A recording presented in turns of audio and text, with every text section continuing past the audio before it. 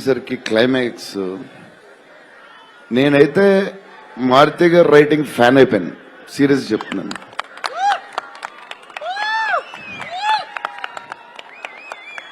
అది క్లైమాక్స్ అంటే మీరు చెప్పాలి బాగుందని అన్ని ఓకే అన్ని తర్వాత, బట్ నా ఫీలింగ్ నేను చెప్తున్నా.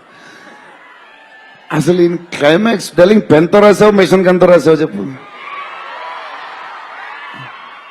ఇప్పుడు దాకా క్లైమాక్స్ చాలా కొత్త పాయింట్ నాకు తెలిసి.